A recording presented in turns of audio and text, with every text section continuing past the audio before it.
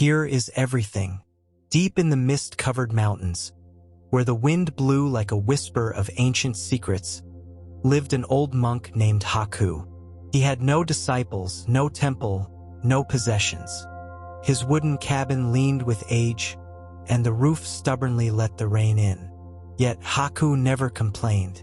He said that every drop that fell on his forehead was a blessing from the sky.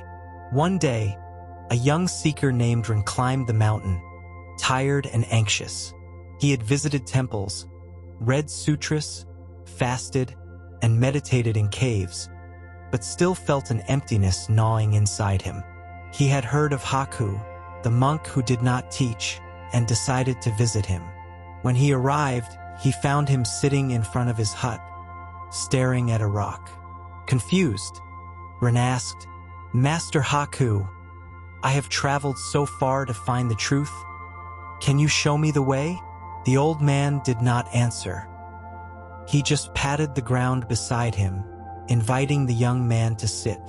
Silence stretched long, until Ren began to feel uneasy. The wind moved the leaves. A crow cawed in the distance. The sun was setting. Finally, Haku spoke without looking at the young man. "Can you hear it?" Ren frowned. "Hear what?" "Everything." Ren sharpened his hearing. The soft song of the stream, the creaking of branches moved by the breeze, the buzzing of an insect, even his own breathing. He nodded, somewhat puzzled. "Yes, I hear it," he said. Haku smiled, barely a gesture at the corner of his lips. "Then what else are you looking for?" Ren hesitated. He opened his mouth but didn't know what to say. He had walked for months, convinced that enlightenment was a place one arrived at, a state achieved through effort, accomplishments, and overcoming trials. "Master, what I seek is something that gives me peace, a meaning, a certainty." He lowered his gaze. "I feel like I'm always running after something and never catching it."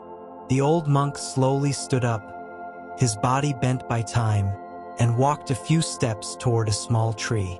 He stroked its bark as if greeting an old friend. "The mistake is not in running," he said, "but in thinking that there is something ahead that is not already with you."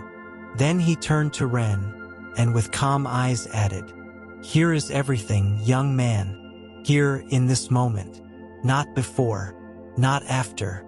Ren blinked. The words were not new. He had read similar phrases. But there, on the mountaintop, spoken by a man who seemed fused with the moment, they sounded like a silent thunderclap. Ren lowered his gaze, letting the weight of those words sink into his chest like a stone thrown to the bottom of a lake. "But if here is everything," he said softly, "why do I feel like something is missing?" Haku sat down again, unhurried, as if time did not exist for him.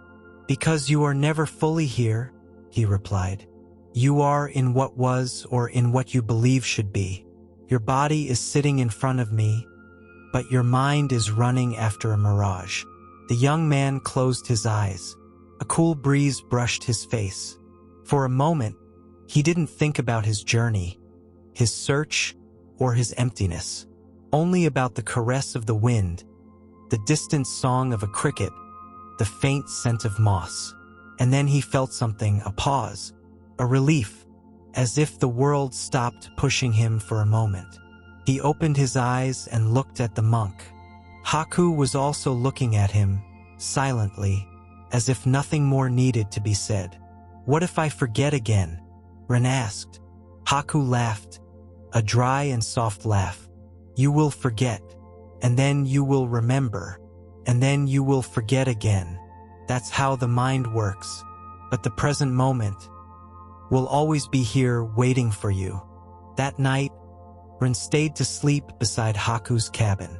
There were no formal teachings, no rituals, just a warm soup, a simple conversation about the rain and the growth of mushrooms, and shared silence under a starry sky. Ren looked at the constellations, wrapped in a rough blanket. The silence no longer disturbed him as before. He didn't feel the urge to fill the emptiness with words or thoughts. He just breathed. The next morning, he woke with the first rays of the sun. Haku was already awake, sweeping leaves from the path. Ren approached and watched him quietly. Every movement of the old man was serene, complete, without distraction, as if sweeping leaves was the most important thing in the universe at that moment. "Do you always do this at dawn?" the young man asked. "Only when there are leaves," Haku replied, without stopping his sweeping. Ren smiled. There was a clarity in that answer that dismantled his old patterns of thought. "So, there's nothing special I must do to find peace." Haku stopped. He gently rested the rake and looked at him with compassion. "Peace is not something you find, young man.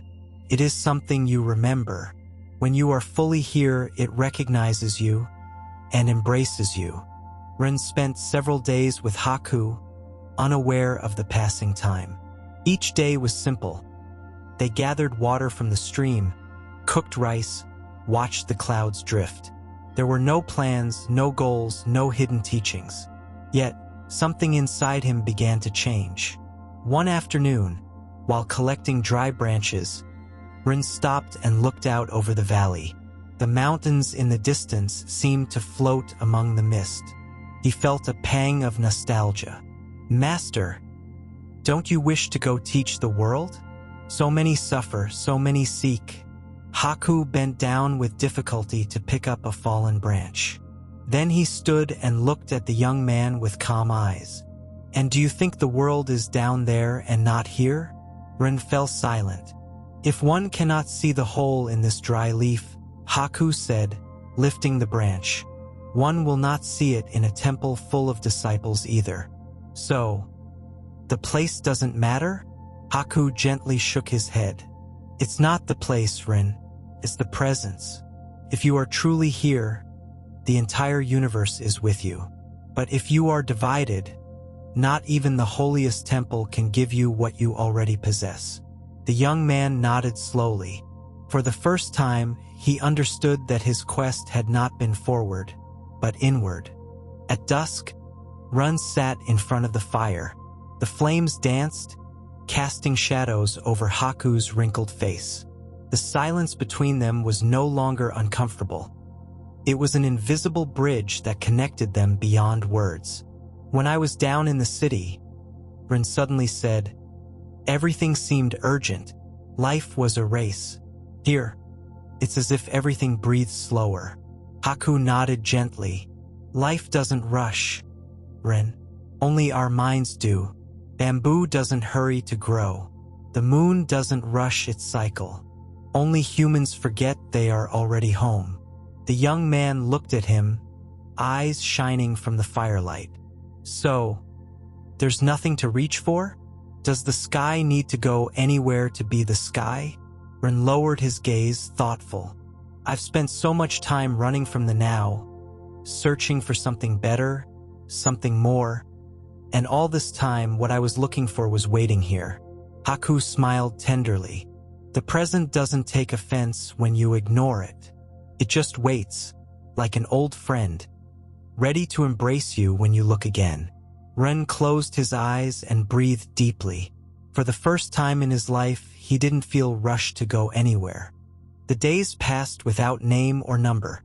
Ren stopped counting. His body grew accustomed to the rhythm of the forest, the cadence of the wind, the murmur of the water. He learned to be without doing, to look without thinking, to listen without interpreting. One morning, while chopping wood, he realized he hadn't thought about the past for days, nor the future, only about the next splinter he had to break, only about the crackling of the wood, only about the now. That night, by the fire, he looked at the old monk with gratitude. "Master Haku, I don't know how to thank you." The elder shook his head. "I did nothing. You just sat down. Everything else was already here." Ren looked at him in silence, understanding. "So, should I stay here to keep this peace?" Haku blew on his cup of tea. Peace isn't in this place, Ren. It's in the attention you bring to each moment. If you can carry this here with you, then you will be home, even if you walk 1,000 paths. Ren lowered his gaze. Inside, something settled. There were no more questions. Only the certainty that the path was this very instant, over and over again. At dawn, Ren prepared to leave. Not because something was missing, but because he was no longer running away. He packed few things. Haku watched him from the doorway, hands clasped behind his back.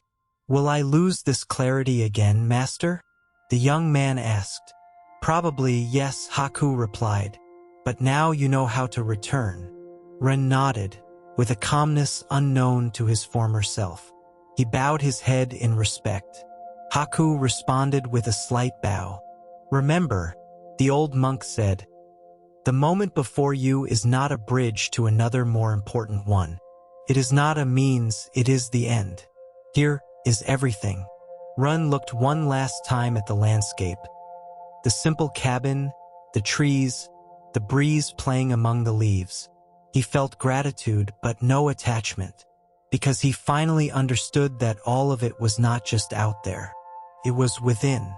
And with a peaceful smile, he began descending the mountain, step by step, present with every footfall. The world had not changed, but he had, because now he knew there is nothing to reach for when you are already here.